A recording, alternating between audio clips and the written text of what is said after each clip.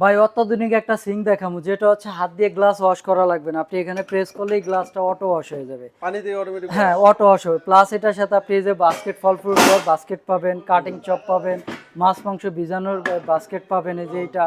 তারপর হচ্ছে এখানে আপনি এই যে লিকুইড অপশন পাবেন, এই যে কলটা টাইনে ইউজ করতে পারবেন, এখানে ছুরি চাকু রাখার নাইফ অপশন পাবেন, এটা তো পাবেন। প্লাস এটার সাথে দেখেন আপডেট একটা বানার নিয়ে আসছে, হ্যাঁ, সম্পূর্ণ ফোল্ডিং সিস্টেম। বা দেখেন এটা কি মানে ইসে বোতল গ্যাস বোতল লাইন দুইটাই ইউজ করতে পারবেন। এটা হলো ফোল্ডিং সিস্টেম, আপনারা রান্না বান্না করে এখানে ওয়াশ করে ফেলতে পারবেন।